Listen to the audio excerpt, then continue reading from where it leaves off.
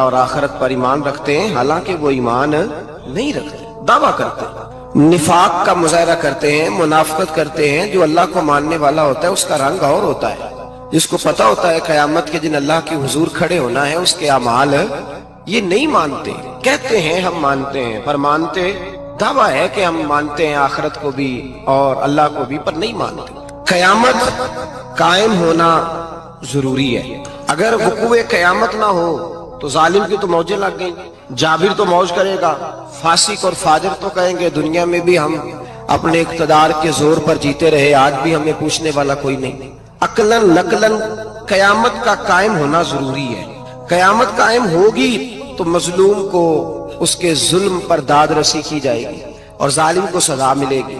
ایک آدمی ساری زندگی دنیا کے اندر لوٹ مار کرتا رہا، دھوکہ فریب فراڈ کرتا رہا، اس کی راتیں شراب و کباب میں گزر گئیں، وہ مرے اور بات ختم ہو گئی، ٹھیک ہے موج کر کے چلا گیا۔ ایک آدمی ساری زندگی اس نے اللہ تبارک و تعالیٰ کی رضا کے لیے اپنی نظر کی حفاظت کی، زبان کی حفاظت کی، یہاں تک کہ دل کی بھی حفاظت کی، وہ بھی مرے تو معاملہ ختم ہو گیا۔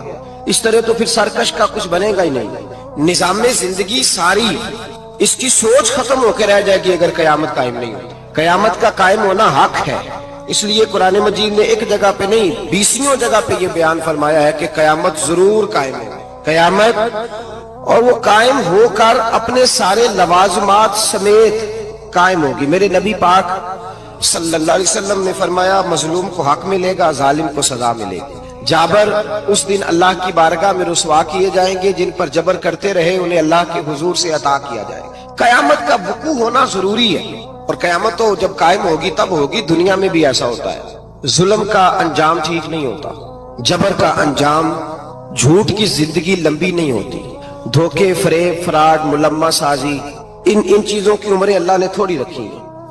وقتی طور پر ظالم کو، دھوکے باز کو، جابر کو جو مہلت ملتی ہے وہ سمجھتا ہے میری سیاست کام کر رہی ہے، وہ سمجھتا ہے میں بڑا دانا ہوں، بڑا چالاک ہوں، دیکھ لو اتنے ظلم کے، جبر کے، دھوکے کے باوجود بنا ہوا ہوں۔ حالانکہ اللہ کی طرف سے اسے مہلت ملتی ہے اور بڑا ہی مہربان ہے۔ مہلت اس طرح دیتا ہے کہ میرے نبی پاک علیہ السلام نے فرمایا جب میرا مسلمان نیکی کرتا ہے تو اللہ فرشتوں سے فرماتا ہے 70 گنا بڑھا کے لکھ لو اس کی نیکی، 70 گنا، اور جب گناہ کرتا ہے تو اللہ فرماتا ہے ٹھہر جاؤ ابھی لکھنا نہ، اسے ٹائم دو۔ یا اللہ کتنا؟ فرمایا 24 گھنٹے تو دو، ہو سکتا ہے توبہ کر لے، یہ اس کی مہربانی ہے۔ اب وہ جو اللہ نے مہلت دی ہے نا کہ شاید توبہ کر لے، لوگ سمجھتے ہیں میری چالاکی کی وجہ سے نظام سیٹ چل رہا ہے، میں بڑا تیز ہوں، 2 4 5 باتیں بولتا ہوں سب صحیح ہو جاتا ہے۔ لوگ اس کو اپنی دانائی سمجھ لیتے ہیں، حالانکہ وہ اللہ کی طرف سے۔ فرعون نے کئی 100 سال حکومت کی اور اس طرح اس نے ظلم کیے کہ لاکھوں اور ہزاروں بچے قتل ہی کرا دیے، 12,000 عورتوں کے پیٹ میں حمل تھا اس نے ضائع کرا دیا۔ جب حضرت موسیٰ علیہ السلام اپنی قوم کو لے کے نکلے، راستے میں دریا آ گیا، فرعون پیچھے لگا ہوا تھا، وَإِذْ فَرَقْنَا بِكُمُ الْبَحْرَ فَأَنْجَيْنَاكُمْ، اللہ فرماتے ہیں تمہارے لیے میں نے دریا کو پھاڑا اور تمہیں نجات دے دی، وَأَغْرَقْنَا آلَ فِرْعَوْنَ، اور فرعون کو غرق کر دیا، وَأَنْتُمْ تَنْظُرُونَ، تم کھڑے دیکھ رہے تھے۔ اب جب حضرت موسیٰ دریا کے کنارے پہنچے تو فرعون بھی پیچھے آیا۔ فرعون لوگوں سے کہا کرتا تھا کہ میں کہتا ہوں تو دریا چلتا ہے، میں کہتا ہوں تو ہوائیں آتی ہیں، میرے حکم کے پابند ہے سارے۔ جاگ رہے ہیں نا بدرال، غور فرمائیے گا بات پر، دعویٰ تھا اس کا کہ میں کہتا ہوں تو نظام زندگی چلتا ہے۔ اب جب دریا کے کنارے پہنچی حضرت موسیٰ علیہ السلام تو اللہ نے حکم دیا کہ آپ عصا ماریں۔ جناب موسیٰ نے عصا مارا، 12 رستے بن گئے۔ اب حضرت موسیٰ کی قوم گزر رہی تھی تو فرعون سے پوچھنے لگے کہ تو کہتا تھا میرے حکم سے چلتا ہے، تو وہ تو حضرت موسیٰ نے ڈنڈا مارا ہے تو رستہ بن گیا ہے۔ باز نہیں آتا انسان باز بہانے بڑے ہیں اس کے پاس، بڑی دلیلیں ہیں، جھوٹ سچ بول کے اپنے آپ کو مطمئن کرتا ہے، آخر دم تک تبدیل ہونے کو تیار نہیں ہوتا، دلیلیں گھڑتا رہتا ہے، بناتا رہتا ہے، شور کرتا ہے جان بوجھ کے۔ بھئی تو کہتا تھا میرے چلانے سے چلتا ہے، تو باز ابھی بھی نہیں آیا۔ کہنے لگا میں نے ہی حکم دیا ہے کہ ذرا پھٹ جا، مجھے یہ زندہ چاہیے۔ باز رسی جل گئی، بال کہنے لگا میں نے ہی کہا ہے دریا کو کہ یہ مجھے زندہ چاہیے، میرے بھاگے ہوئے ہیں تو اس لیے پھٹا ہے، تو آؤ میرے ساتھ دریا کراس کریں۔ تو پتا تو ان کو بھی تھا نا جتنا تو رب بنا ہوا ہے، پتا تو تھا، سارے جانتے تھے۔ کہنے لگے تو پہلے کراس کر، اگر تو بچ گیا تو ہم بھی پیچھے آتے ہیں۔ اب چاروں ناچار۔ ایک روایت تو یہ ہے کہ یہ جب خدائی کا دعویٰ کرتا تھا نا، تخت پہ بیٹھا ہوتا تھا، تو ایک دن حضرت جبریل آئے اس کے پاس انسانی شکل میں، تو کہنے لگے میں بڑی دور سے آیا ہوں تو ایک مسئلہ پوچھنا تھا۔ کہا پوچھو۔ کہنے لگے ایک غلام تھا کسی بادشاہ کا، تو بادشاہ نے اسے تھوڑی دیر کے لیے ایک علاقے کی سربراہی دے دی۔ کتنی دیر کے لیے؟ کتنی دیر کے لیے ہمیں سربراہیاں ملتی ہیں؟ کیوں جی؟ تھوڑی دیر کے لیے ملتی ہے نا، تھوڑی دیر کے لیے سربراہی دے دی ایک غلام کو۔ ذرا بات کو سمجھیے، حضرت جبریل پوچھتے ہیں، کہتے ہیں سربراہی مل گئی، اب وہ مالک ہی بن کے بیٹھ گیا ہے، وہ بات ہی نہیں سنتا، اس کو تھوڑی دیر کے لیے بنایا تھا، وہ تو خدائی کا دعویٰ کرنے لگا ہے، آپ بتائیں اس کا انجام کیا ہونا چاہیے؟ یہ مسئلہ پوچھنے آیا ہوں۔ تو فرعون کہنے لگا اس کا انجام یہ ہے کہ اسے پانی میں گوتے دے دے کے مار دے۔ انجام کیا ہے؟ بولیے بولیے، کیا انجام ہے؟ کیا انجام ہے جی؟ پانی میں، اللہ اکبر، اپنی سزا تجویز کر رہا ہے۔ اس کی سزا کہ اسے پانی میں گوتے دے دے کے مارو ظالم کو، اسے تھوڑی دیر کے لیے بنایا تھا اور وہ چھائی گیا ہے، قبضہ ہی کر گیا ہے۔ حضرت جبریل کہنے لگے جی آپ لکھ کے دے دیں گے؟ کہنے لگا لاؤ لکھ دیتے ہیں۔ لکھوا لیا، جناب جبریل رکا لے کے تشریف لے گئے۔ اب جب فرعون دریا میں آیا نا تو اللہ نے حکم دیا مل جا۔ جب دریا ملا چیخنے لگا تو حضرت جبریل آئے، کہنے لگے تیرا ہی فتویٰ ہے، یہ تیری سزا ہی ہے نا، ہم بھی بڑی سزائیں تجویز کرتے ہیں، یہ جھوٹا ہے جی، اس کا تو فلانا علاج ہونا چاہیے، تو اگر تو جھوٹ بولے تو یہ فلانا بڑا جاور ہے جی، اس کے ساتھ اس طرح ہونا چاہیے، تو اگر تو یہ کام کرے تو جو سزا تو لوگوں کے لیے تجویز کر رہا ہے تو اپنے بارے میں بھی سوچ۔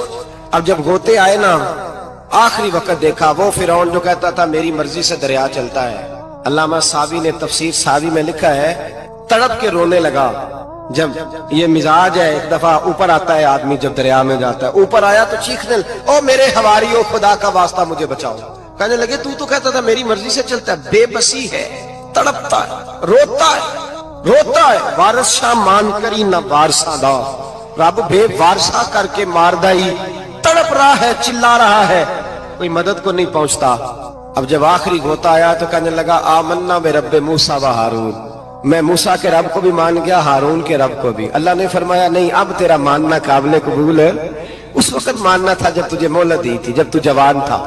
بڑھاپا آتا ہے، بیماری آتی ہے، جوان آدمی بیماری کا شکار ہوتا ہے تو کہتا ہے یا اللہ ایک دفعہ صحیح کر دے، میں ساری پڑھا کروں گا، ایک دفعہ ٹھیک کر دے، میں مسجد میں رہوں گا، میں اگلے سال اعتکاف بھی کروں گا، میں ساری تراویحیں پڑھوں گا۔ تو اس وقت پڑھنی تھی جب تجھے مہلت دی تھی، اس وقت پڑھنا تھا جب اللہ نے تجھے آسانی دی، زندگی دی۔ اگلا وقت یہ حال ایک کا نہیں ہوا۔ نمرود کو دیکھ لیں، حضرت ابراہیم علیہ السلام کو کہتا تھا میں رب ہوں، آپ نے فرمایا رب تو وہ ہے جو زندہ کرتا اور مارتا ہے۔ ایک موت کا قیدی بلایا، کہنے لگا ہاں بھائی کتنے دن رہ گئے تھے پھانسی میں؟ کہنے لگا جی پرسوں ہونی تھی، کہا جا تجھے آزاد کیا، لو میں بھی زندگی دیتا ہوں۔ ایک بے گناہ آدمی کو پکڑ کے قتل کر دیا، کہتا میں بھی مارتا ہوں۔ حضرت ابراہیم علیہ السلام کہنے لگے تو بیوقوفوں جیسی دلیلیں دے رہا ہے، چل اس طرح کر، میرا رب سورج مشرق سے نکالتا ہے، تو اگر رب ہے تو مغرب سے نکال کے دکھا۔ اب دلیل کا جواب کوئی نہیں تھا تو کہنے لگا پکڑو اور آگ میں ڈال دو۔ اللہ کے نبی کو آگ میں ڈالنے والا، یہاں ایک مچھر بیٹھا ہے، 400 سال حکومت کی اور خدائی کا دعویٰ کیا، یہاں مچھر بیٹھا تھا، چھینک آئی تو مچھر اندر چلا گیا۔ پہلے دربار کا ادب یہ تھا کہ جو آئے سجدہ کرے، اب اس کے سر پہ کوئی چیز مارتا تھا تو اسے سکون ہوتا تھا، مچھر تھوڑی دیر کے لیے اس کا دماغ چھوڑتا تھا۔ او بھائی یہ اس دھرتی پہ اللہ نے لوگوں کو نظارے دکھائے اور ہمیں سمجھانے کے لیے دکھائے، ہمیں تفکر کی، غور کی دعوت دی کہ دیکھ لینا، اپنے عمل کو پرکھنا۔ تمہارے عمل حضرت موسیٰ کے فرما برداروں جیسے ہیں، جناب ابراہیم کے فرما برداروں جیسے ہیں، یا بن کے بیٹھ گئے ہو؟ اب دربار کا ادب یہ ہے، بے بسی کا یہ حال ہے کہ جوتے لٹکتے ہیں دربار میں، جو آتا ہے جوتا کھینچتا ہے، اور ادب یہ ہے کہ 10 جوتے نمرود کے سر پہ مارو، اور 400 سال جوتے لگتے رہے۔ روتا تھا، جو آدمی آتا تھا منتیں کرتا تھا، کہتا تھا کہیں سے کوئی دوائی مل جائے گی۔ پاگلوں جیسی زندگی گزاری، پاگلوں جیسی سخت، وہ تو حساب، وقوع قیامت تو حساب ہوگا ہی۔ یہاں لوگ پاگل ہو کے مرتے ہیں، معذاللہ نفسیاتی مریض ہو کے مرتے ہیں۔ یہاں آخری وقت اتنا سخت آتا ہے کہ دنیا موت کی دعائیں مانگتی ہے۔ میرے بھائی جب انسان ظلم کرتا ہے تو بھول جاتا ہے کہ شاید مجھے پوچھے گا کوئی نہیں، جب وہ زیادتی کرتا ہے تو بھول جاتا ہے، جب وہ کسی کا حق کھاتا ہے تو وہ کہتا ہے شاید اس کا تو وارث ہی کوئی نہیں جس کو میں لوٹ رہا ہوں۔ لیکن جب اللہ کی پکڑ آتی ہے، حجاج بن یوسف ظالم تھا، اس نے اچھے کام بھی کیے تھے، قرآن پاک پر زیر زبر آراب حجاج بن یوسف نے لگوایا۔ محمد بن قاسم کو ہندوستان سندھ کے علاقے فتح کرنے بھی حجاج بن یوسف نے بھیجا تھا۔ ساری خوبیاں اپنی جگہ پر، ظالم بہت بڑا تھا۔ کسی آدمی نے اس کے سامنے کونے کی طرف منہ کر کے ساتھ والے سے بات کر لی تو کہنے لگا میرے خلاف کیا، اس کو لے جاؤ، 2 ٹکڑے کر کے واپس لے آؤ۔ तूती बोलता है ना इक्तदार, जब किसी के हाथ इक्तदार होता है ना, वो चाहे एक घर का ही क्यों ना हो, वो 10 बंदे फैक्ट्री में काम करते हो और जो उनका मालिक होता है वो कहता मैं मालिक हूं, मुझे मानो। जब तू साहिब इक्तदार होता है ना, जब तू सुसर बन के बैठता है और किसी गरीब घर की बहू आती है 2-4, तो कहता मेरा इक्तदार होना चाहिए। जब मैं खांसने लगूं तो हर आदमी के हाथ में टिश्यू पेपर होना चाहिए। जब मैं बोलने लगूं तो बंधे हुए हाथों से हर आदमी जी जी करता हुआ खड़ा होना चाहिए। जिस आदमी का, और ये काम बहू भी करती है कई दफा, वो भी कहती है कि तुम्हें पता नहीं मैं कितना लंबा चौड़ा जहेज लेके आई हूँ। जब मैं सोने के लिए अपने बेडरूम में जाऊं तो खबरदार बूढ़े बाबे को इजाजत नहीं कि वो खांसे। अम्मा को चाहिए कि अगर उसको बड़ी सख्त प्यास भी लगी है तो मेरे सोते सोते बावर्ची खाने में बर्तन ना खटखटाए।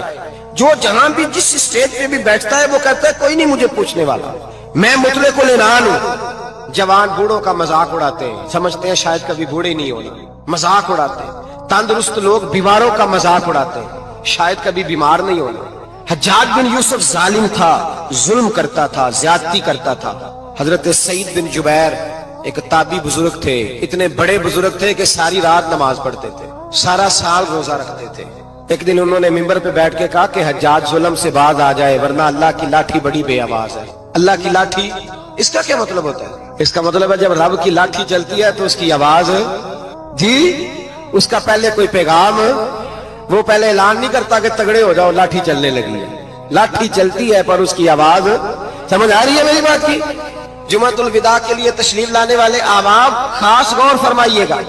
हज्जाज बिन यूसुफ को पता चला कि हजरत सईद बिन जुबैर ने मेरे खिलाफ बात की, बुला लिया। कहने लगा तूने मेरे खिलाफ बात की है? फरमाने लगे की है। कहने लगा तुझे पता है मैं कत्ल कर दूंगा? आप फरमाने लगे ना तू जिंदगी का मालिक है ना मौत का मालिक है, तू कैसे कत्ल कर? कहने लगा तुझे पता है मेरा? फरमाया मैंने तुझे नहीं, मैंने तो कई शद्दाद, कई हम्माद, कई कारून, कई फिरौन, कई नमरूद देखे, कईयों की दास्तानें सुनी। तू कौन है? तू तो छोटा सा है। एक जुमला है मुल्ला जलालुद्दीन रूमी का, बड़े दरवेश थे, एक बात कह गए। कहने लगे नमरूद जितने पैसे नहीं, फिरौन जितनी हुकूमत नहीं, कारून जितनी दौलत नहीं, वरना फरमाने लगे मेरे जमाने में भी कई लोगों का खुदा बनने को दिल करता है, कई लोगों का दिल करता है, लेकिन नमरूद जितने पैसे, फिरौन जितनी ताकत और कारून जितनी दौलत नहीं, वरना हो सकता है लोग दावा कर जाए माज़अल्लाह सुम्मा माज़अल्लाह। ये आज से कई 100 साल पहले वो कह रहे हैं, आज तो हालात बड़े अबतर है, उसकी निस्बत खतरनाक। फरमाने लगे हजरत सईद बिन जुबैर तू जिंदगी मौत का मालिक नहीं। कहने लगा पकड़ो, कत्ल करो इसे, ले जाओ। जब पकड़कर खींच कर ले जा रहे थे ना तो हजरत सईद बिन जुबैर मुस्कुराने लगे। अब जालिम के सामने मुस्कुराए तो उसको बड़ा गुस्सा आया, ये मेरा मजाक उड़ाता है। बुला लिया, इधर आओ, क्यों मुस्कुरा रहे हो, क्या हुआ? तो हजरत सईद बिन जुबैर कहने लगे मैं मुस्कुरा रहा हूँ तेरी बेवकूफी पर और अपने अल्लाह की दी हुई ढील पर। मैं मुस्कुरा रहा हूँ कि या अल्लाह क्या बात है, क्या तेरा शान है, कैसे लोगों को ढील दी हुई है। मैं मुस्कुरा रहा हूँ तेरी बेवकूफी पर कि तू समझता है शायद मुझे पूछने वाला कोई नहीं। कहने लगा इसको बाहर ना ले जाओ, मेरे सामने कत्ल करो। ठीक है जी, कत्ल करने लगे तो हजरत सईद बिन जुबैर ने मुंह काबे की जानिब कर लिया। इन्नी वज्जहतु वजही लिल्लज़ी फतरा अस्समावाति वल अर्द हनीफम वमा अना मिनल मुशरिकीन। जब आपने ये आयतें पढ़ी ना कि मैंने मुंह कर लिया है अपने रब की जानिब, करो मुझे कत्ल। कहने लगा नहीं नहीं, इसका मुंह फेरो, काबे की तरफ हो के कत्ल ना हो। है जालिम पर पागल हो गया है। हजरत सईद बिन जुबैर के हौसले ने शिकस्त दे दी, नाकाम हो गया, मखबूतुल हवास हो। कहने लगा इसका मुंह फेर दो। जब काबे से फेरा तो आप फरमाने लगे लिल्लाहिल मशरिकु वल मगरिबु फइन्नमा तवल्ला फसम्मा वजहुल्लाह। अल्लाह फरमाता है तुम मशरिक और मगरिब सारा ही अल्लाह का है, जिधर भी मुंह करोगे उधर अल्लाह ही अल्लाह है, जिधर भी मुंह करोगे उधर अल्लाह ही अल्लाह है। चारों जाना फेर दे, जिधर मुंह फेरना है तूने फेर दिया मुंह। हजरत सईद बिन जुबैर के गले पे खंजर रखा तो आपने हाथ उठाए, कहने लगे ए अल्लाह मेरे बाद इसे किसी और पर मुसल्लत ना करना, मेरे बाद किसी और पर मुसल्लत ना, बस मैं आखिरी हूं। जब आप ज़िबा हुए तो इतना खून निकला, इतना खून निकला कि लोग कहते हैं जितना ऊंट के वजूद से निकलता, तर हो गया सारा उसका दरबार। एक समझदार आदमी को बुला के कहने लगा इतना खून मैंने बड़े बंदे कत्ल कराए हैं पर इतना खून नहीं निकला। तो वो कहने लगे लोग मर जाते, मरते वक्त डर जाते हैं, सहम जाते हैं, खून सुकड़ जाता है। लगता है ये शख्स जब दुनिया से गया है तो डट के गया है, ये डट के गया है दुनिया से। हज्जाज बिन यूसुफ रात को सोया तो तड़प के उठा, क्या हुआ? घर वाले कहने लगे क्या हुआ? कहने लगे सईद बिन जुबैर ख्वाब में आए اور کہتے ہیں اٹھ مجھے بتا تو نے مجھے کیوں قتل کیا، بتا بتا کیوں مارا۔ اگلی رات پھر سویا تو وہی خواب، پھر سویا تو وہی۔ گناہ نفسیاتی مریض بنا دیتا ہے، ظلم تجھے مخبوط الحواس کر دیتا ہے۔ جب تو زیادتی کرتا ہے تو اللہ فرماتے ہیں کہ تو اللہ کو بھولتا ہے، اللہ تجھے اپنا آپ بھلا دیتا ہے، پھر تو بھول جاتا ہے، پھر تو سیدھے رستے پہ چلتا ہے پر بھٹک جاتا ہے، پھر تو صحیح رستوں کا تعین کر کے بھی گمراہ ہوتا ہے، پھر تو روز وہی گاڑی چلاتا ہے پر اب جب تو بریک لگاتا ہے تو نہیں لگتی۔ جب گناہوں کے ساتھ تو مخبوط الحواس ہوتا ہے تو روز وہ کاروبار کرتا ہے، لیکن جب تیرے گناہ تجھے گھیر لیتے ہیں پھر اسی کاروبار میں تو نقصان اٹھاتا ہے۔ حجاج بن یوسف تڑپتا ہے، روتا ہے، یہاں تک کہ بیمار ہو گیا، پیٹ میں درد ہوتی ہے، پتہ نہیں کیا ہوا، تکلیف ہوتی ہے، پتہ نہیں، سارے حکیم طبیب ڈاکٹر کوئی نہ سمجھ سکا کہ بیماری کیا ہے۔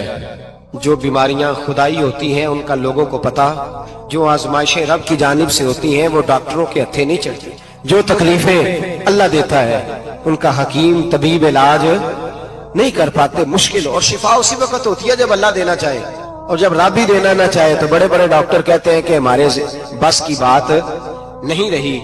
بغداد سے حکیم آئے، پیٹ دیکھا، کہنے لگے نہ تیرے معدے میں کوئی دقت ہے، نہ تیرے جگر میں، نہ کسی اور جگہ، ماجرا کیا ہے؟ ایک آخری علاج ہے، آخری، وہ کیا؟ گوشت کا چھوٹا سا ٹکڑا دھاگے کے ساتھ باندھ کے منہ میں ڈالا اور پھر ایک باریک سا تنکا لے کے اس کو اندر ڈالنے لگے گلے میں۔ وہ گوشت کا ٹکڑا جب حلق کے اندر اتر گیا، اس حکیم نے واپس کھینچا تو کیسے ایسی بدبو آئی جیسی کبھی سونگی نہ تھی۔ جانور کیڑے مکوڑے لگے ہوئے باہر نکلے، اور جب دیکھا تو جتنے محل میں لوگ بیٹھے تھے چلاتے ہوئے نکل گئے کہ یہ کیا مصیبتیں ہیں۔ حکیم بھی اٹھ کے دوڑنے لگا، کہا تجھے کیا ہوا؟ کہنے لگے حجاج تیری بیماری زمینی نہیں، تیری مصیبت زمینی نہیں۔ کہا میری مرض تک تم کیوں نہیں پہنچ پا رہے؟ تو کہنے لگے لگتا ہے تو بد دعا کا مریض ہے، لگتا ہے تو ظلم کا مریض ہے، تو جبر کا مریض ہے۔ تڑپتا رہا، سسکتا رہا۔ ایک وقت وہ بھی آیا کہ گھر والوں نے کمرے میں بند کر کے تالا لگا دیا، دیوار سے ٹکرے مارتا۔ او بھائی، جو گناہوں کے بیمار ہوتے ہیں انہیں شفا نہیں ہوتی، جو ظلم جبر بربریت کے بیمار ہوتے ہیں انہیں سکون قلبی میسر نہیں آتا۔ دوائیاں ان بیماریوں کی بنی ہوئی ہیں جو بیماریاں زمینی ہیں، جو بیماریاں خوراک کی بد پرہیزی سے ہوتی ہیں، جو گناہوں کی بد پرہیزی سے ہوتی ہیں، ان کی بیماریاں، ان کی شفا توبہ ہے، ان کی شفا رجوع اللہ ہے، ان کی توبہ اللہ سے معافی مانگنے سے شفا ہوتی ہے۔ حجاج جب مرنے لگا تو بلایا، یہ رنگ بھی ذرا ملاحظہ کیجیے گا، دو چار قریبیوں کو بلایا، پتا ہوتا ہے نا اپنے کرتوتوں کا آدمی کو، پتا سارا ہے سردار موتیتیاں، جب پتا ہوتا ہے سارا، بلا کے کہنے لگا جب میں مر جاؤں تو مجھے رات کو دفن کرنا۔ کیوں بھائی عورت ہے؟ کہنے لگا نہیں رات کو دفنانا۔ ٹھیک ہے رات کو دفنا دیں گے۔ پھر کہنے لگا جب صبح ہو جائے تو صبح ہونے سے پہلے پہلے میری قبر زمین کے برابر کر دینا، نشان مٹا دینا۔ کہا وجہ؟ تو کلمہ پڑھتا ہے، حضور کا حکم ہے کہ قبر کم از کم ایک بالش، ایک گٹ اونچی ہونی چاہیے زمین سے کم از کم، تو تیری قبر مٹا دے، وجہ؟ پتا ہوتا ہے اپنے ظلموں کا۔ کہنے لگا مجھے پتا ہے لوگ میرے مرنے کے بعد میری قبر بھی نہیں چھوڑیں گے، دنیا میں تو میرے جبر کی وجہ سے کوئی آ نہ سکا، لیکن میری قبر بھی لوگ جنازوں میں باتیں شروع کر دیتے۔ جنازوں میں نے ایسی بھی داستانیں سنی ہیں کہ کوئی مرا تو لوگ جوتوں کا ہار قبر پہ ڈالا ہے۔ نہیں بھائی، تو جب زندہ تھا تو تیرے جبر ظلم کی وجہ سے نہیں کو بول سکا۔ ایک تو ہے قیامت میں حساب ہوگا، یہاں دنیا میں حساب ہونے لگتا ہے۔ اتنی لمبی زبانیں لوگوں کی لٹک کر مرتے وقت باہر نکل آتی ہیں۔ دعا کریں، جمعہ ہے، اللہ تعالیٰ ایمان کی موت عطا فرمائے۔ دعا فرمائے رب تعالیٰ اللہ تبارک و تعالیٰ توبہ کر کے جانے کی توفیق عطا فرمائے۔ جاگے جاگے اور سنے اور دعا کرے، اے اللہ تو ہمیں ظلم سے ویسے ہی محفوظ فرما، اگر ہم زیادتی کرنے لگے تو اے اللہ ہمیں اس سے منع فرما، ہمیں اس سے تو یہ توفیق دے کہ ہم باز آ جائیں اس گناہ سے۔ میرے بھائی، ایک تو دنیا میں سزا ہے، پھر قیامت کی سزا ہے، اور وہ زیادہ سخت ہے، وہ زیادہ سخت ہے۔ ہم لوگوں نے نا ہیلے بہانے بڑے بنائے ہوئے ہیں۔ بینک کے ساتھ کاروبار کرنے والا کہتا ہے نہیں نہیں مجبوراً لیا ہے، مجبوراً مر رہا تھا، تو آخری لبوں پہ تھا تو جائز ہے، جائز ہے۔ اس وقت جب تجھے کھانے کو لقمہ نہ لگے تو حرام کھانا بھی جائز ہے۔ کیا دقت تھی؟ کیوں اللہ رسول کے مقابلے میں کھڑا ہوا تو؟ کیوں سود کا دھندا کیا؟ کیا تکلیف تھی؟ کہاں تو الجھ گیا تھا؟ ہم جان بوجھ کے اپنے لیے جہنم کٹھی کرتے ہیں، پھر کہتے ہیں سکون نہیں زندگی میں۔ کہاں سکون آئے گا؟ کیسے آئے گا؟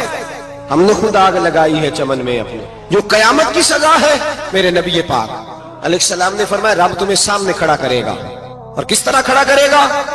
فرمایا لوگوں کے وجود سے کپڑے اتر جائیں گے، زمین اس طرح دہکے گی جس طرح تانبا زمین پہ رکھا جائے اور آگ جلائی جائے. تانبا دیکھا ہے آپ لوگوں نے؟ یہ بھی گرمی گزری ہے نا، تو فرش پر جب سورج پڑتا تھا تو ننگے پاؤں چلا نہیں جاتا تھا. صحیح کہہ رہا ہوں؟ ننگے پاؤں، بچے کا پیر زمین پہ لگتا تو چیخ اٹھتے، کہتے او جل گیا پیر.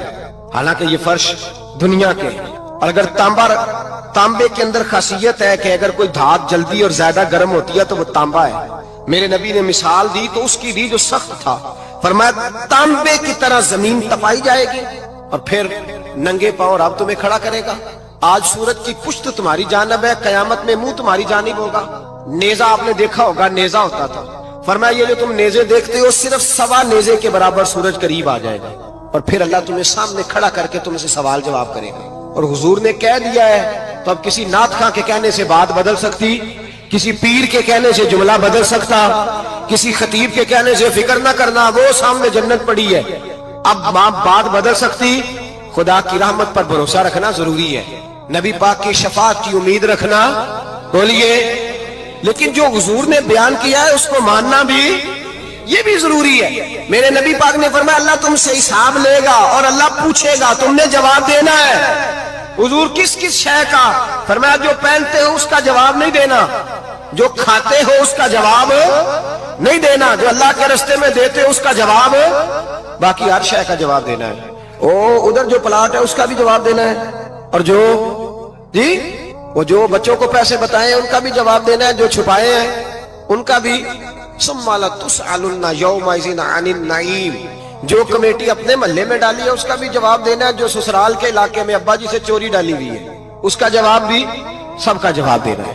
تمام حساب کتاب. اور اللہ فرماتے ہیں میں سامنے کھڑا کر کے ہر سوال کا تجھے ہر سوال کا جواب صاحب. اچھا یہ جو بڑے لوگ تھے وہ حساب سے ڈرتے تھے، ہم چھوٹے لوگ ہیں ہم حساب سے ہم نہیں ڈرتے، ہم کہتے ہیں دیکھی جائے گی. بڑے لوگ جو تھے وہ حساب سے. حضرت ابوبکر صدیق دعا کرایا کرتے تھے، دعا کرو اللہ مجھ سے حساب نہ پوچھے. حضرت عمر فاروق رضی اللہ تعالیٰ عنہ اپنے بیٹے سے کہتے تھے بیٹا اپنے باپ کے لیے رحمت کی دعا کرنا، میں درگزر والا ہوں، میں حساب والا کوئی نہیں. بڑے لوگ ڈرتے تھے، بڑے لوگ. حضرت عثمان غنی قبر پہ کھڑے ہوتے تھے تو داڑھی آنسوؤں سے بھیگ جاتی. غلام کہتے ہیں حضور 3 دفعہ نبی پاک نے آپ کو جنت کی بشارت دی، 3 دفعہ بشارت دی ہے تو آپ کیوں اتنا روتے ہیں؟ عثمان غنی فرماتے جس رسول نے مجھے جنتی کہا ہے اسی محبوب نے مجھے فرمایا تھا عثمان قبر آخرت کی منزلوں میں سے پہلی منزل ہے. اور آپ فرماتے میرے تو کمرے میں دیا گل ہو جائے تو مجھے ڈر لگتا ہے، اس میں تو مکمل اندھیرا ہے. آپ فرماتے کھڑکیاں بند ہو تو دم گھٹنے لگتا ہے، اس کو تو دروازہ ہی کوئی نہیں، روشن دان تک نہیں. بھائی جو بڑے تھے وہ ڈر رہے تھے. مولا علی شیر خدا نماز کا وضو کر کے کانپتے تھے، کانپتے. علی آپ مرحب کے سامنے نہیں کانپے، خیبر کا دروازہ اکھاڑتے نہیں کانپے، بدر احد خندق حنین اور خیبر میں نہیں کانپے. تو یہاں آپ فرمانے لگے مالک کے سامنے جاتے ہوئے ڈر آتا ہے. بڑے لوگ کانپتے تھے، بڑے لوگ. آج کون سا جمعہ ہے؟ سارے بولیے. حالانکہ یہ اگلے سال دوبارہ آئے گا، ہمارا نہیں پتا کہ ہم ودا ہو جائیں کہ کیا بنے. یہ کون سا جمعہ ہے؟ آیا جمعۃ الوداع، آئے ہم پڑھتے. آج ایک فکر لے کر کے جانا، ایک سوچ. جہاں روز رات کو بیٹے کی ٹینشن، بیٹی کی ٹینشن، بھائی کی ٹینشن، پوتے کی ٹینشن ہوتی ہے نا، ایک ٹینشن اور اپنے آج ایک ٹینشن بڑھا لو، قبر کی ٹینشن پیدا کر لو، قیامت کی تھوڑی سی فکر کر لو، تھوڑی سی ایک لمحے کے لیے صحیح تھوڑا خیال پیدا کرے. حضرت حسن بصری نام سنا ہوا ہے نا، یہ حضرت علی کے شاگرد ہیں. نبی پاک کے گھر میں آ جاتے تھے کئی دفعہ، بچے تھے جب. حضرت حسن بصری تابعی ہیں. فرماتے خانہ کعبہ میں عمرہ کرنے گیا، طواف کعبہ کر رہا تھا تو بڑا عجیب منظر ہوا. رات کی تنہائی ہوئی. اس وقت کئی دفعہ طواف بند بھی ہوتا تھا، اس لیے کہ رش کم ہوتا تھا تو رات کو سب سو جاتے. کہتے رات ذرا گہری ہوئی تو لوگ اپنا اپنا خیمہ لے کے جاتے تھے. اب تو ہوٹل ہے نا تو خیمے لگتے تھے، لوگ خیمہ لے کے جاتے تھے، جہاں جگہ ملتی تھی خیمہ لگا کے رہتے تھے. فرماتے میں رات کو سویا خیمے میں، ایک دردناک آواز آئی، میٹھی ہے دھیمی ہے پر درد بڑا. کوئی رونے والا رو کے کہتا ہے اللہ حساب قیامت میں مجھ سے نہ لینا، اے اللہ تنہائی میں جتنا مرضی حساب لینا پر لوگوں کے سامنے نہ لینا. اور پھر کہتا ہے اللہ فضل تو تب کرے جب تو میرا حساب پوچھے ہی نہ. پھر چند منٹ گزرے تو پھر وہ رونے لگا. میرے کانوں میں آواز آئی، کہنے لگا اے اللہ حساب تو ان کا لیا جاتا ہے جو حساب کے قابل ہوتے ہیں، आला हजरत कहते हैं ना, रजा से तू क्या हिसाब लेगा, रजा भी किसी हिसाब में है। ऐ अल्लाह मैं काबिल नहीं, मुझसे हिसाब ना लेना। कहते थोड़ी देर गुजरी तो फिर वो रोने लगा, फिर जरा सांस संभले तो फिर कहने लगा, ऐ अल्लाह मैं तो लोगों को कोई बंदा हिसाब पूछ ले तो नहीं दे सकता, मैं तुझे कैसे हिसाब दूंगा। फिर तड़पने लगा। कहते थोड़ी देर गुजरी तो फिर एक लफ्ज उन्होंने कहे, रोने वाले ने, कहने लगे अल्लाह देख तेरे महबूब का फरमान है, जो माफी मांगे तो उसे माफ कर दिया करता है। ऐ अल्लाह मैं माफी मांगने आया हूँ और मस्जिद नहीं आया, मैं काबातुल्लाह ही आ गया हूँ। कहते वो इतना रोए कि चीख आई उनकी, और जब धड़ाम से कोई जमीन पे गिरा तो मैं परेशान हुआ कि अब तो बेहोश हो गया।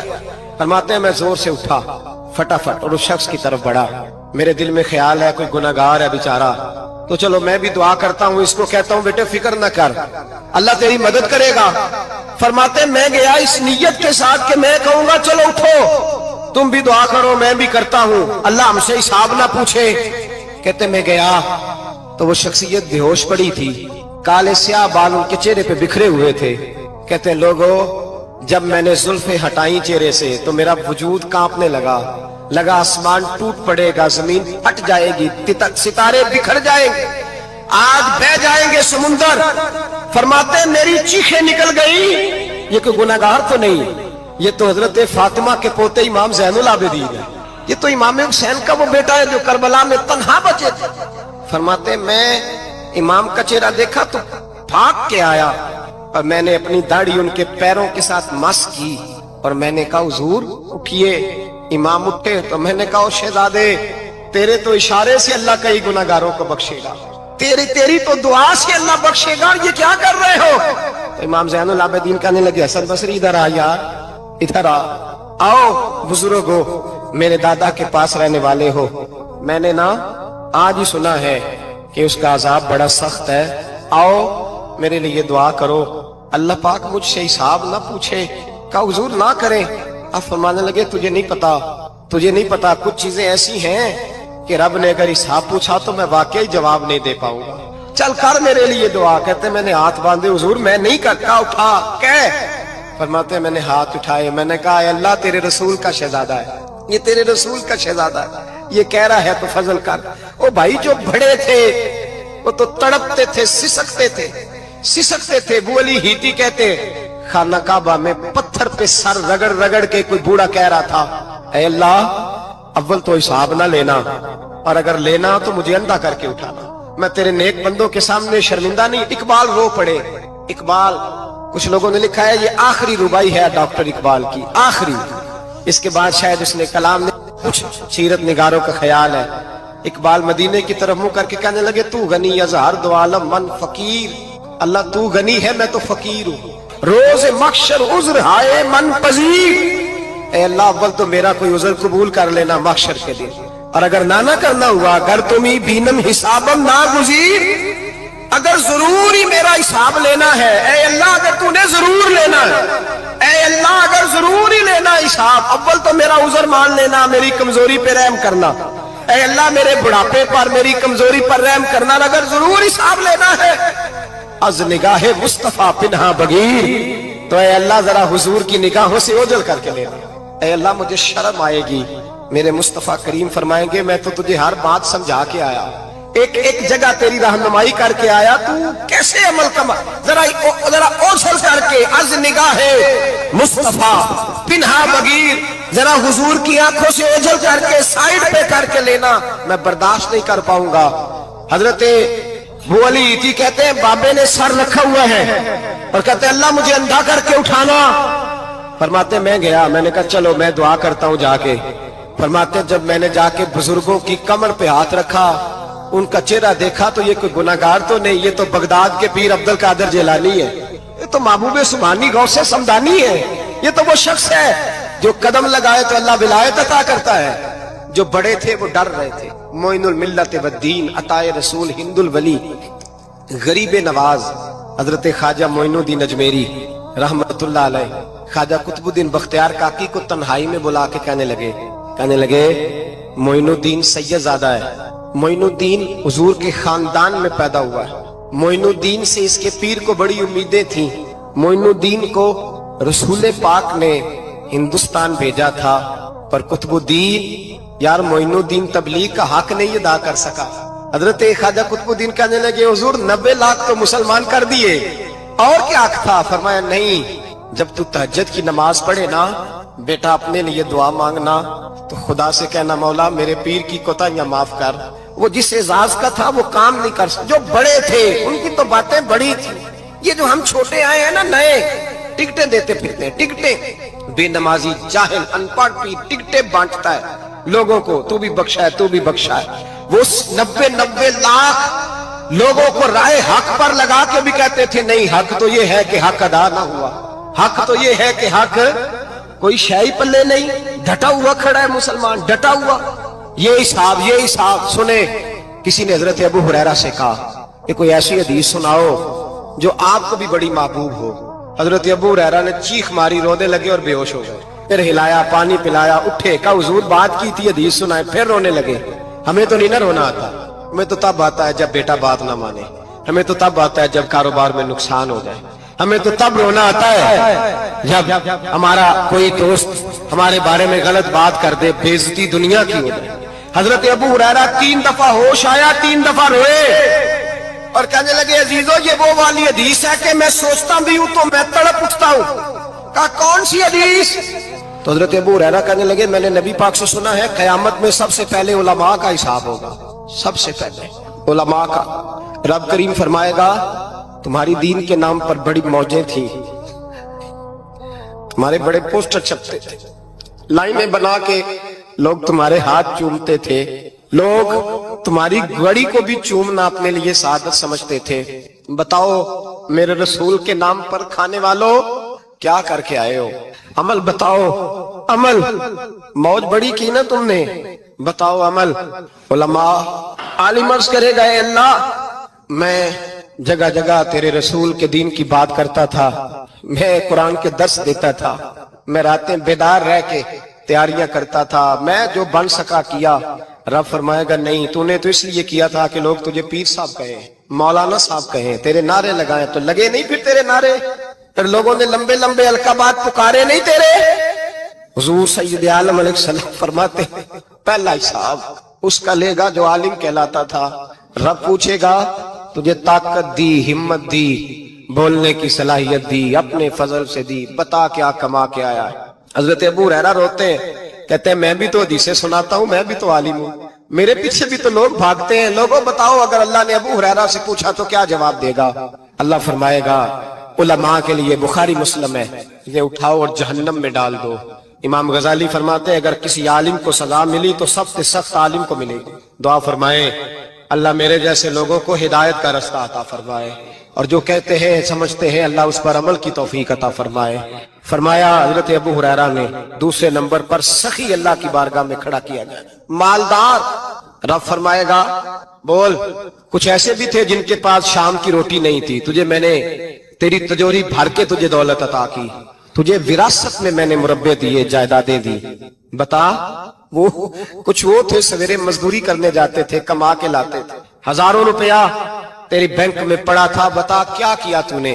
اے اللہ میں نے مسجد میں دیے، مدرسے میں دیے، 30 دن افطاریاں پکاتا رہا. اللہ فرمائے گا تو جھوٹ بولتا ہے، تو سارا کچھ اس لیے کرتا تھا کہ لوگ تجھے سخی کہے. ہاں تیرا اعلان ہوا مسجد میں، لوگوں نے کہا وہ دیکھو کتنے پیسے دے رہا ہے، اس کا وہ دیکھو نام لکھا ہوا ہے ہسپتال کے ایک کونے میں کہ یہ والا بلاک فلاں سیٹھ صاحب نے بنایا، یہ دیکھو لکھا ہوا ہے کہ یہ کمرہ مدرسے کا اس نے بنایا، تو لکھ دیا گیا، نعرے لگ گئے، اب جا دوڑ جا. اللہ جہنم میں پھینک دے گا. فرمایا پھر شہید کھڑا کیا جائے گا. ہاں بھائی تجھے طاقت دی، ہمت دی، بتا کہاں خرچ کی، کہاں؟ اے اللہ شہید ہی ہو گیا. فرمایا وہ تو اس لیے ہوا تھا کہ لوگ تجھے شہید کہیں، بہادر کہیں، تیرے نام پہ روڈ کا نام رکھا جائے، تمغائے حسن کارکردگی ملے سو مل گیا. میرے لیے بتا کیا کر کے آیا ہے، میرے لیے. اسے اٹھاؤ اور جہنم میں پھینک دو.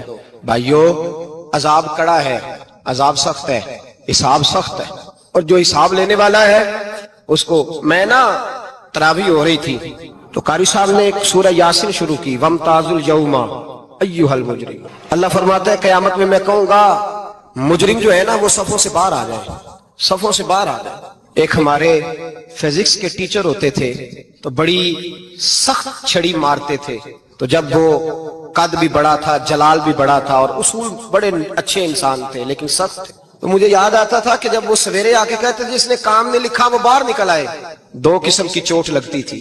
ایک تو خیال یہ آتا تھا کہ شرمندگی بڑی ہوگی کہ سارے اسٹوڈنٹ بیٹھے ہیں اور 2 3 4 ان کو کہا وہاں مرغے بن جاؤ، بڑی شرم آتی تھی۔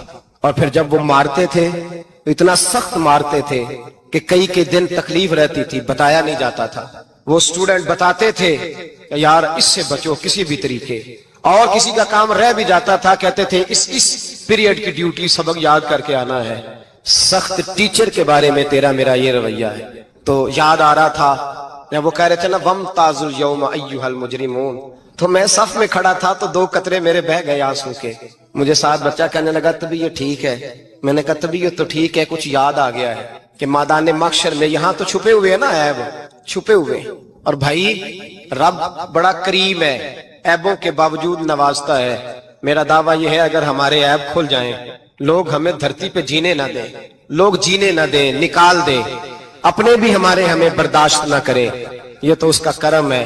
پتہ سارا ہے سردار نو کیتیاں دا، پردہ چپایا ہی تیرا بھلا ہو سی۔ وَامْتَازُوا الْيَوْمَ أَيُّهَا الْمُجْرِمُونَ، اللہ فرمائے گا مجرم باہر آ جائے۔ یا اللہ کیا ہوگا؟ جب سوال جواب ہوں گے تو رب فرماتا ہے تیری زبان پہ مور لگا کے بند کر دوں گا، تیرے ہاتھ بولیں گے، پیر بولیں گے، سر بولے گا، پیٹ بولے گا۔ اس وقت کی فکر پیدا کریں، ٹینشن پیدا کریں، وقوع قیامت حق ہے۔ اور باندھ کے نا لوگ پیر باندھ کے زور کے ساتھ باندھتے، سگا بیٹا جب قبر میں دفن کرتا ہے نا تو وہ بھی کہتا ہے وہ کونا، یہ کونا تھوڑا سا مٹی کم ہے، یہاں بھی مٹی ڈالو۔ پہلے لوگ روزانہ جاتے ہیں، پھر ہفتے کے بعد، پھر مہینوں بیت جاتے ہیں۔ کچھ قبریں ایسی بھی ہیں جن پہ کھڑے ہوں تو لگتا ہے قبریں رو رہی ہیں اور کہتی ہیں جاؤ میرے گھر والوں سے جا کے کہو کوئی پھیرا ہی لگا جائے، ایک دفعہ آئے تو صحیح۔ کوئی مٹی نہیں ڈالتا، بادشاہوں کی قبریں روتی ہیں، سرمایہ داروں کی قبریں روتی ہیں، کوئی جاتا نہیں۔ اتنے موٹے سوراخ ہے قبروں میں، آپ اپنے شہر کے قبرستان پھر کے دیکھ لیں، سوراخ ہے۔ او بھائی حضرت مولا علی شیر خدا قبرستان گئے تو پہلے رونے لگے، پھر کہنے لگے قبروں والوں کیا حال ہے تمہارا؟ تو آپ فرماتے ہیں مردہ مجھے اندر سے بول کے کہنے لگا علی کفن پھٹ گیا، ہڈیاں ٹوٹ گئی، مال تو دے آئے تھے وارثوں کو پر حساب ہمیں دینا پڑ رہا ہے، تو بتا پیچھے کیا حالات ہیں؟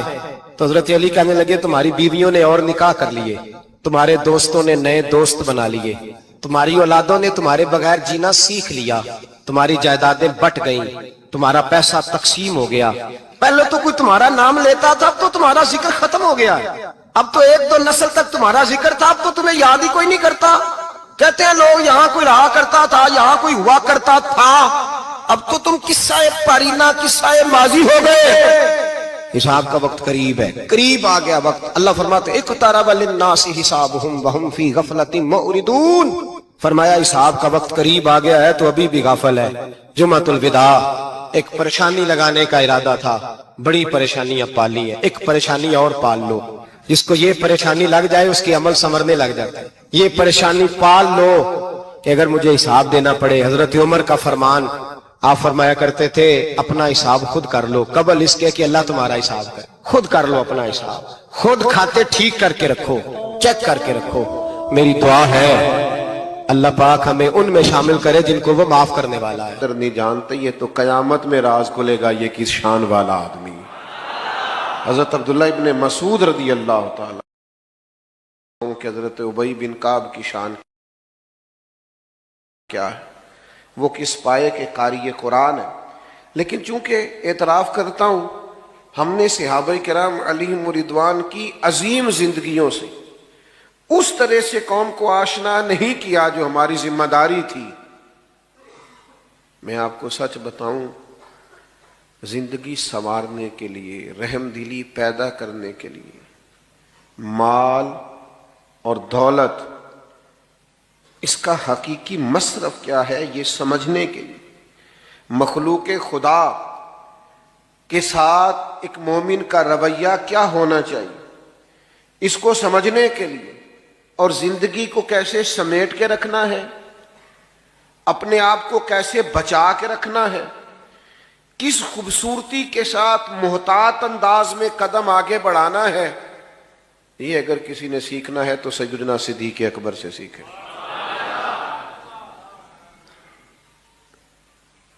بہت تذکرہ ملے گا آپ کو کتب سیرت میں سیدنا عمر فاروق رضی اللہ تعالیٰ عنہ کے دور خلافت کا، اور اس میں کوئی شک نہیں کہ ایک عظیم پروقار اور مضبوط خلافت سیدنا عمر فاروق نے کی۔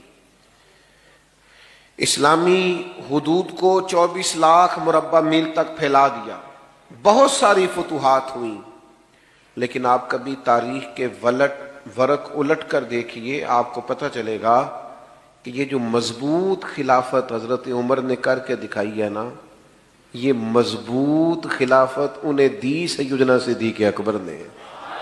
وہ جو فتنے سر اٹھا رہے تھے ان کا سر وقت پہ کچل دیا، جو پیچیدگیاں پیدا ہو رہی تھیں وہ ساری وقت پر سیدنا ابوبکر صدیق نے ختم کر دی، ایک بہترین نظام خلافت بنا کر جناب عمر کو دیا۔ اب انہوں نے چلانا تھا، انہوں نے بھی کمال کر کے چلایا۔ کچھ چیزوں میں بڑے ہی رسیلے تھے، سجیلے تھے سیدنا صدیق اکبر، بڑے سمجھدار تھے، معاملہ فہم تھے، چیزوں کو سمجھتے تھے۔ ایک تو لوگوں کا خیال ہے مال کمانا فن ہے، لوگ سائیڈ بزنس کرتے ہیں، دیکھتے ہیں کون کامیاب چل رہا ہے اس سے جا کے گزارش کرتے ہیں کہ یار مجھے بھی شامل کر لیں، پھر دیکھتے ہیں آج کل کون سا کاروبار ٹھیک ہے اس کاروبار میں شامل ہو جاتے ہیں۔ لوگوں کا خیال ہے پیسے کمانا فن ہے، لیکن بزرگ فرماتے ہیں کہ کمانا بھی فن ہے پر خرچ کرنا اس سے بڑا فن ہے، یعنی کہاں لگانا ہے، کس ترتیب سے لگانا ہے، بندہ کنجوسی سے بھی بچے اور اسراف بھی نہ ہو، اور وہ مال کو صحیح جگہ پہ خرچ کرنے میں کامیاب ہو جائے، یہ بھی فن۔ اور یہ بھی یاد رکھیے گا کہ آپ نے محنت سے کمایا ہے، آپ کے پاس حلال کا ہے، جائز ہے، ایک ایک روپیہ جائز ہے، پھر بھی مالک آپ نہیں، کیونکہ مالک ہوتے تو حساب تو نہ دینا پڑتا، مالکوں نے کبھی حساب نہیں دیا۔ لیکن یہ جو ہمارے پاس ہے ثم لتسألن یومئذ عن النعیم، ایک ایک نعمت کا سوال ہوگا، اور صحیح بخاری میں موجود ہے، حضور فرماتے ہیں قیامت میں اللہ یہ بھی پوچھے گا کمایا کہاں سے تھا، اور یہ کہاں کیا تھا، چونکہ ہم مالک حقیقی کمانے، میں نے کہا جائز طریقے سے کمانے کے بعد بھی ہم اس کے حقیقی مالک، چونکہ مالک اللہ ہے تو اللہ کی رضا کے مطابق خرچ کرنا پڑے گا۔ حضرت صدیق اکبر کا کمال یہ ہے کہ کمال طریقے سے کمایا، پر اس طرح خرچ کیا کہ خرچ کر کے اللہ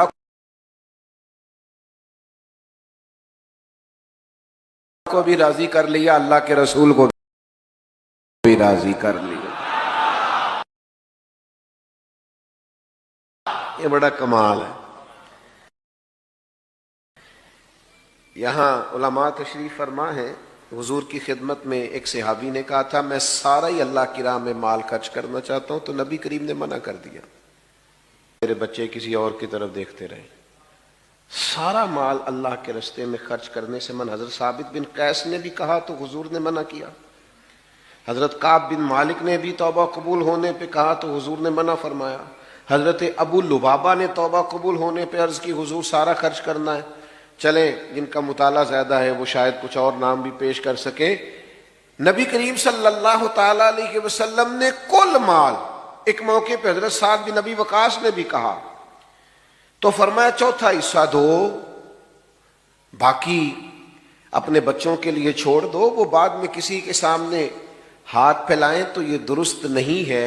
حضور سارا قبول نہیں فرماتے، منع فرما دیتے، قربان جائیں، یہ صدیق اکبر ہے، یہ اس طرح سے سارا لائے ہیں کہ کپڑے بھی اتار کے لے آئے، یہ سارا ہی لے آئے۔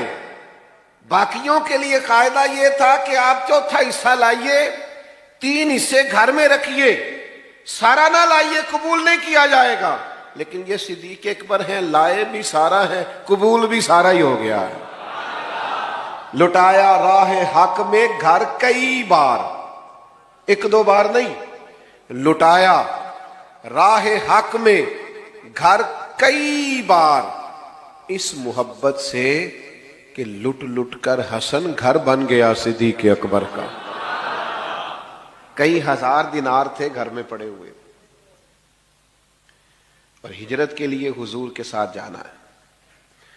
تو ذرا انتظام کرنا دیکھیے. اپنے بیٹے سے کہا کہ سارا دن کفار کی باتوں پر نظر رکھنا، شام میں غار ثور میں آ کے بتانا. یہ انتظامات دیکھیے، یہ ہجرت ہو رہی ہے، یہ بظاہر ایمرجنسی ہے، یہ مشکل حالات ہیں. اس طرح کی مشکلات میں اس طرح کی ایمرجنسی میں اس طرح کے انتظامات نہیں ہوتے. بیٹے سے کہا سارا دن خبر رکھنا اور رات کو آ کے غور ثور میں اطلاع دینا. غلام سے کہا کہ سارا دن بکریاں سائیڈوں پہ چرانا، شام ہو جائے تو ذرا غار کے قریب لے آنا، حضور کو تازہ دودھ ملنا چاہیے. بیٹی سے کہا کہ بیٹا شام ہو جائے، حاجی نا وہ چلے جاتے ہیں، کئی انتظامات کرتے ہیں، صبح 2-3 پانی کی بوتلیں ساتھ لیں اور ذرا جلدی جلدی گئے دھوپ نکلنے سے پہلے، اور جب غار ثور سے واپس آتے ہیں تو پھر وہ اپنی کرامات بھی سناتے ہیں کہ میں پہنچ گیا اور میں اتنے منٹ میں گیا اور میں اتنی جلدی. چلے اچھی بات ہے، آپ سنائیے، کوئی حرج نہیں. حالانکہ اب رستے بھی بن گئے اور رستے میں 2-4 جگہ سستانے کا بندوبست بھی ہے، کھانے پینے کا انتظام بھی ہے، آپ جا بھی رہے ہیں آ بھی رہے ہیں. اس خاتون کا اندازہ کرتے ہیں جو رات کو جاتی تھی. لوگ سو جاتی تھی اور اس طرح جاتی تھی کہ رستہ بھی نہیں تھا. حضرت اسماء بنت ابی بکر صدیق، والد کا حکم ہے کہ تازہ کھانا محبوب کو پہنچانا ہے. یہ بندوبست دیکھیے، کئی ہزار دینار گھر میں موجود تھے جب ہجرت کے لیے جا رہے، وہ سارے ساتھ لے لیے. لٹایا راہ حق میں گھر کئی بار، وہ سارے لے لیے. اور والد نابینا ہے، جناب اسماء سے کہا کہ چھوٹے چھوٹے روڑے ڈال کے اوپر اس کے بوریا ڈال دینا، اور اگر والد پوچھے زیادہ پیسے تو نہیں لے گئے تو ان کا ہاتھ لگوا دینا، انہیں محسوس ہو کہ رقم یہی ہے. گھر کیا چھوڑ کے آئے ہو؟ تو جواب تو یہ تھا نا کہ سارا لے آیا ہوں. لیکن حضرت صدیق اکبر صوفی ہے نا، عرض کرنے لگے حضور گھر اللہ چھوڑ آیا ہوں، اللہ کا رسول چھوڑ آیا ہوں. بھرا ہوا ہے گھر میرا، بھرا ہوا گھر، اللہ اور اس کا رسول موجود ہے، رب رسول کا نام ہمارے پاس موجود ہے. تو یہ دیکھیے خرچ کرنا بھی ایک کمال ہے، یعنی آپ خرچ کر کے اللہ کی رضا حاصل کر رہے. پھر ان کی زندگی کا ایک اہم پہلو ہے اللہ کی مخلوق سے محبت کرنا. غریب سیانے نہیں ہوتے، چونکہ عقل مند ہونے کے لیے بھی پیسوں کی ضرورت ہے. ہمارے پنجابی میں ایک مثال ہے کہ جی کر دانے او دے کملے بھی سیانے، یعنی کہ جس کے جیب میں پیسے ہوں وہ باولا بھی ہو نا تو وہ سیانا ہی ہوتا ہے. اور آپ مالدار آدمی، مفتی بھی وہ خود ہی ہوتا ہے، لیکچرار بھی ہوتا ہے، وہ آپ کو بہت ساری نصیحتیں کرتا ہے، آپ سن رہے ہوتے ہیں.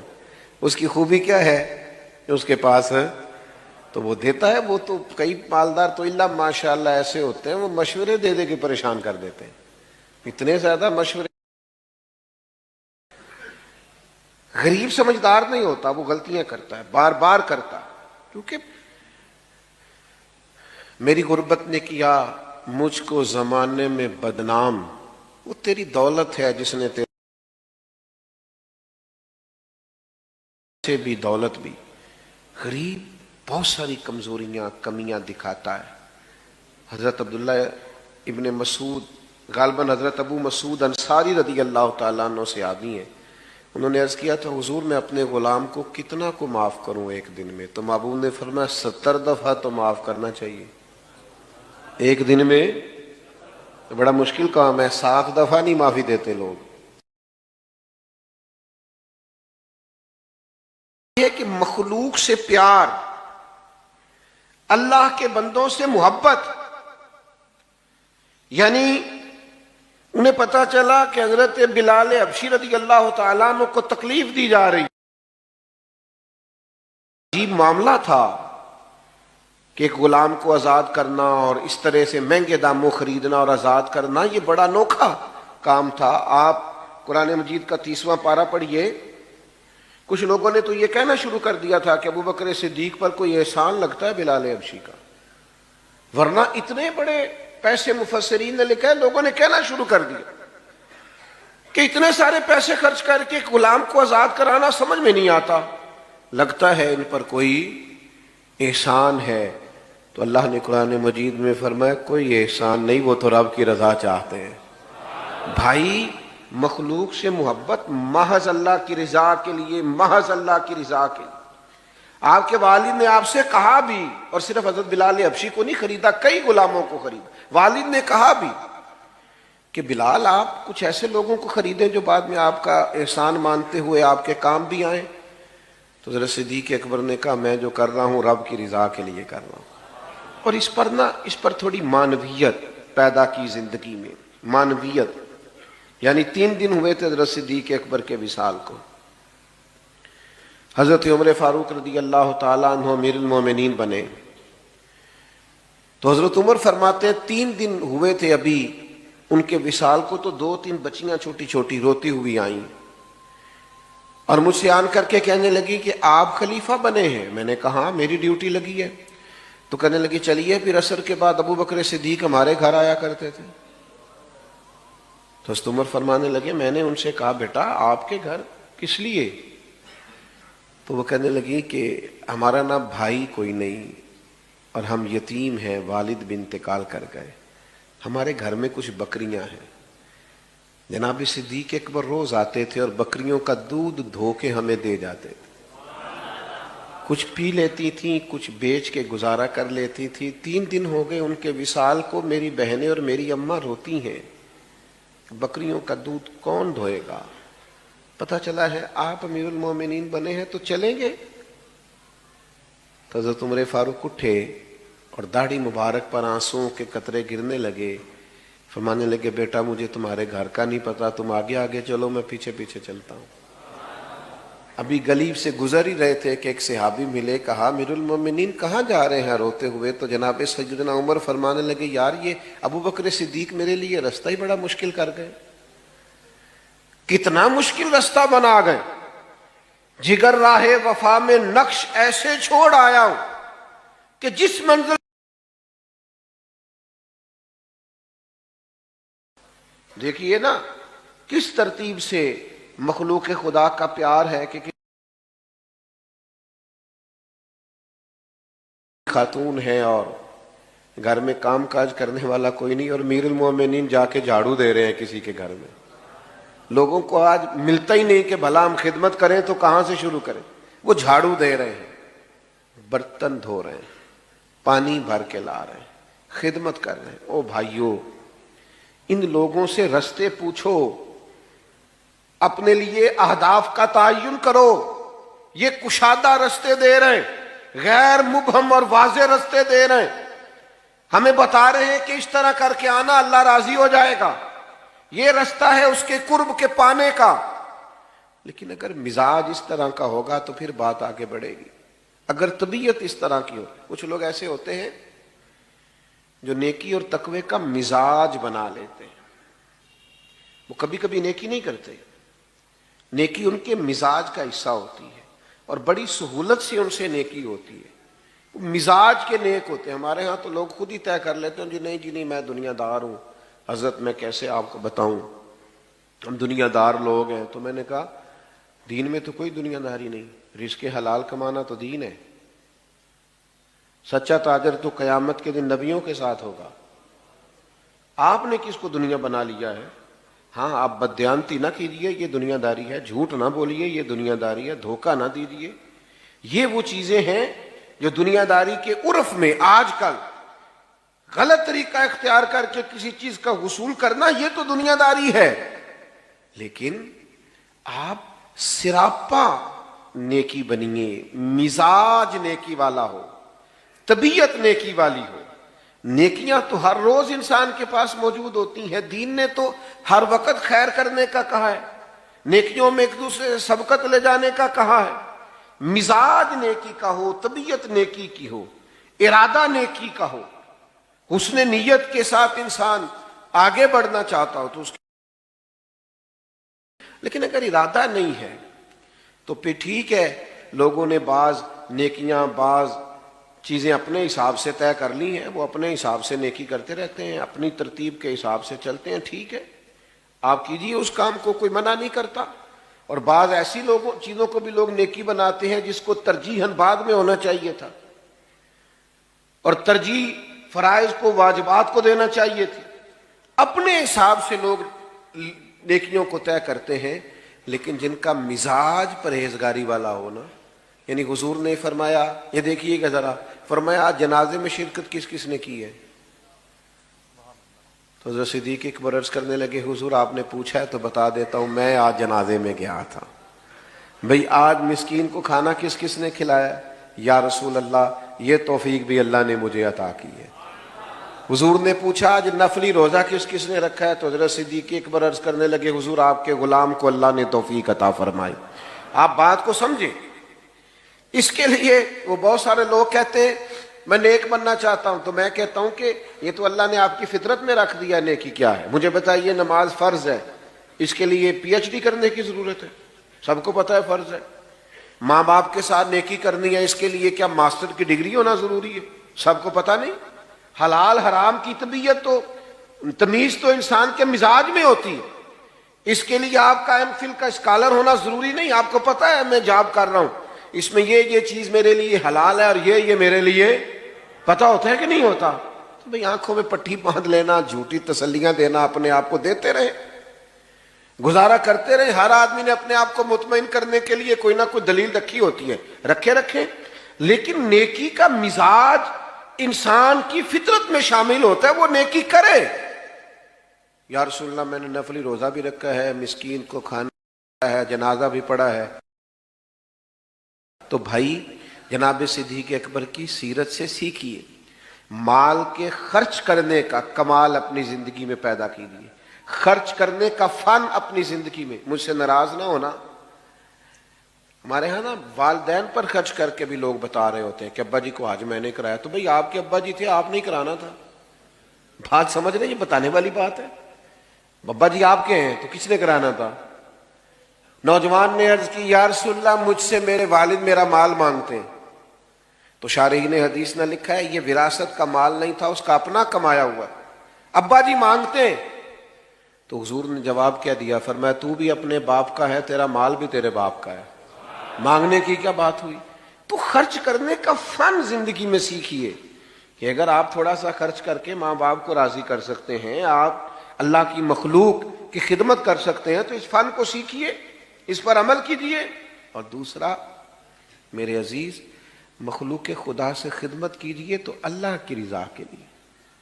بندوں کے شکریہ کا ان کے لیے تو ظاہر ہے اور طرح کا. آپ گندے ہوئے ہوں، آپ کی طبیعت ہو، یعنی جو نیکی بھی آپ کو ملے، نبی کریم علیہ السلام نے فرمایا تم نے نیکی کو حقیر نہیں سمجھنا. کچھ نہ ہو سکے تو اپنے بھائی سے مسکرا کے بات ہی کر لینا، اللہ صدقے کا ثواب عطا کر دے گا. نیکیاں اکٹھی کرتے رہو.